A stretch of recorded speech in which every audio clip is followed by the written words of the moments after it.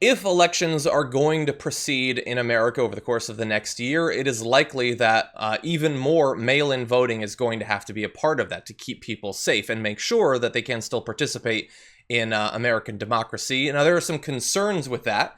Some states, and indeed Trump, have been resistant to expand it. Others saying that people having to go through the mail, pay for postage, things like that, you shouldn't have to do when we're talking about participation in American democracy. But the post office is reassuring people of one thing. They put out a statement saying it is the Postal Service's policy not to delay the delivery of completed absentee or vote by mail ballots, even if no postage has been affixed or if the postage is insufficient. And they say that in cases where a ballot enters the mail stream without the proper amount of postage, the Postal Service will collect postage from the appropriate board of elections. Now, this is just one small part of the entire thing, but they are once again doing the right thing, assuring people that even if there's some sort of mistake or it slips off or it's not sufficient, their vote will still be delivered and hopefully will still be counted.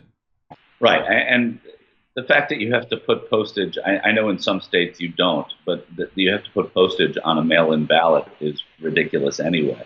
It's a non-poll tax. You shouldn't have to pay or be inconvenienced to vote. And I know that that's idealistic, although it's not terribly idealistic. It's how it should be. It's pretty simple. But the post office has been a partner in making sure that ballots get to where they're going. And very often it's the people that are least equipped to get to a polling place that have to vote by mail in normal elections, as well as those who are out of town. There are plenty of reasons to do it. People prefer it.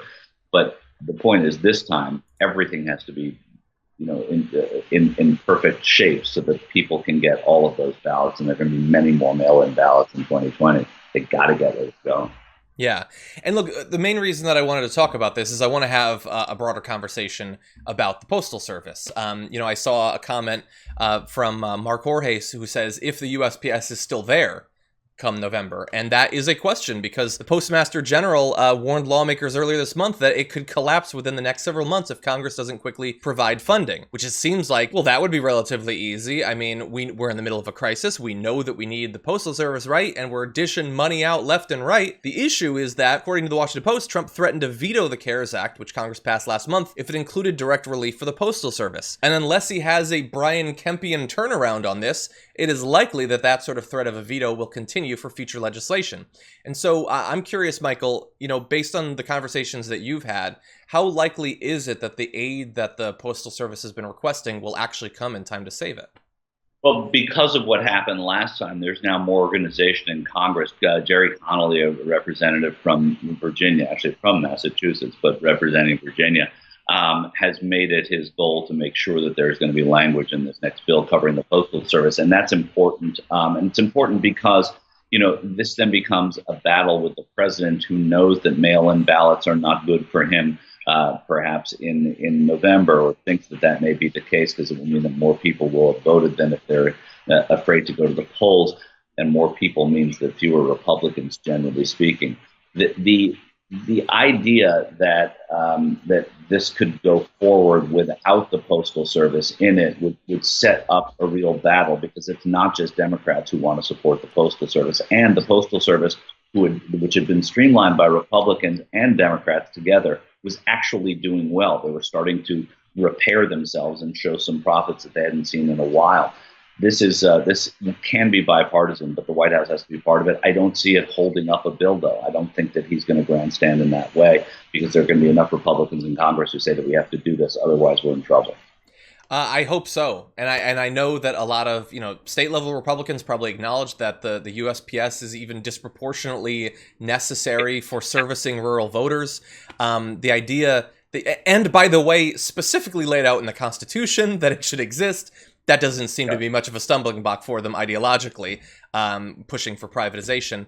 And there have been some good politicians. I want to give credit to especially Bernie Sanders, who had an online town hall specifically about the future of the Postal Service, how it can be protected. He was the guy, after all, that just a few years ago, one of several politicians who pushed for instituting basically rural banks in postal services as an additional service that would help, again, disproportionately rural and probably conservative areas.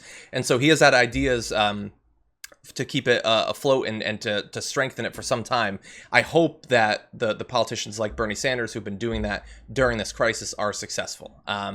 I'm glad that you're optimistic. Yeah, I'm optimistic, not because I think that people have changed their stripes. I'm optimistic because I think that there are going to be enough things in this bill that Republicans will think are important, that they're going to, impress upon the White House that they need to make sure that those things stay in the bill, and having some money for the post office isn't going to it shouldn't kill the bill. Exactly.